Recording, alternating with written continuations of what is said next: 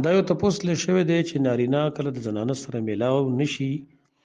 او د زنانه شهوت د پوره شي نو غسل پشته او کنشته لري څوک وایي چې شته په څوک وایي چې نشته لري.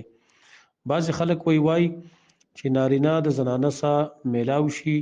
او شهوت یې اسی پوره شي نو په غسل په زنانه باندې نشته لري. د دې وضاحت راته ویل کوي. د دې مسلې وضاحت هغه دی یو ګوره زنانه د نارینه سره میلاو شي میلاوېدل دا معنی چې جما وکړي چې جما یې وکړه نو نفس جما باندې په دواړو غسل لازم شو او که د هر یو شهوت پوره شوی دی او که نه دی پوره شوی. ځکه حدیث صحیح کې راغلی نبی صلی الله علیه وسلم هغه فرمایي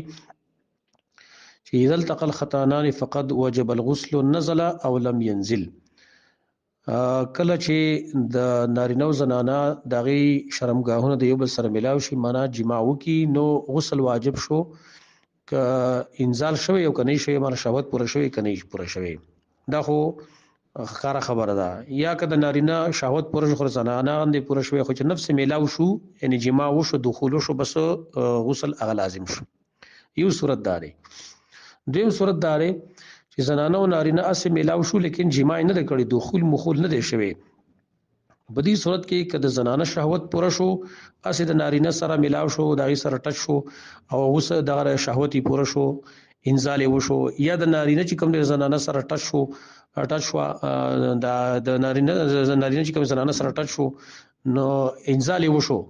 په دې صورت کې په دواړو باندې غسل شته. دریم صورت هغه دار مثال په تور باندې نارینه لري خپل زنانه سره میلاو شو خو جما نه کړي اسه سره ټچ شو او دخول مخول لري شوی او د نارینه شهوت پوره شو خو د زنانه غندې پوره شوی نو په زنانه باندې په دې صورت غسل هغه نشته دی. غسل چې په دې باندې لازميږي نو دا په دوه صورتونو کې لازميږي. یو دار چې شهوت پوره شي هغه بهر یو کدن نوي او دویم دار چې نفس جما وکي دخول وشي نو غسل په دې باندې لازم دی. و چې کله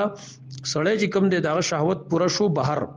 لاجمانه رشي بهر پوره شو د زنانه سره ټچ شوی دی خو لیکن شهوت پوره شو نو د زنانه باندې غسل هغه نشته دی. او دارنګه زنانه چې کوم د خپل خاون سره هغه ټچ شو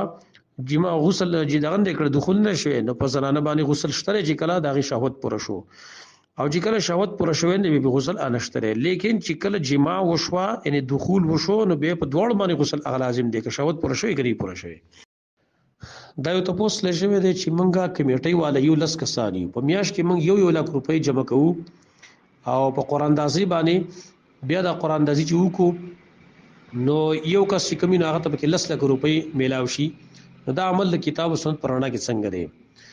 جوابدار دې ته کی شویل کی په دې وخت کې نو د دې لپاره صورتونه دي. یو صورت دا دی چې دا کسانو په میاش کې یو لک روپۍ رالي په میاشي یو لک روپۍ راوي لس کسان دی په غیبه قرآن دازي وکي نو چې کم راو خطر نه لس لک روپۍ غونډه هغه ته میلاو شي نو کچرتا په همیشه د پارم د قشان تکي او دا کس په کې بیا هم داخل وي وباسي تی هغه نه نو بیا د قمار دی د جواری دی او حرام دی. دیم صورت هغه ده چې لکه عام خلک د کم کیش کوي هغه دا چې یو لک روپۍ د لس کسان راوالي او چې قرآن دازي راوخی چې یو کس راوخی نو هغه یو کس کم دغه تی وزي پیسې به جمع کوي هغه تیوزي یعنی بل پیره وبې د نه کسانو قران دازي وي به چې کله 4 وخت هغه به تیوزي به راتو کسانی نو دا قسم کې شو کول دا جایز دي دا من نه دي بلکې دا یو تعاون دی یو بل سره ځکه چې دې کې نه قمار شته نه پدې کې ربا شته نه پکې غرض شته دوکه پکې شته بلکې دا اصل کې د سدا چې مثال په تور باندې لس کسان دي دیو یو لک روپۍ راوغستلې او دا د یو بس تعاون کوي خو یو چې رزي مستحق مال را کوي زما ته ضرورت ته نو پدې باندې جوړیږي نو قران دازي وکي پای کې بیا بل مېش کې د بل مېش کې د بل دا صورت بیا هغه جایز دی ځکه چې دا چې کوم هغه محرمات دي د بيوع او د معاملات پای کې یو کوم دا داخلي کینه او په دې باندې زمونږ شیخ حمید الله حفظه الله پوره تفصیل هغه لیکل د خپل فتاوا دین الخالص کې نو دا قسم کیش بیا جایز دی لیکن که شرط دا کس دی وزینه او هغه په کې په هر ځل باندې داخل وي او کې دې شی بل ځلی بیا راوخیږي نو بیا د قمار کې داخلي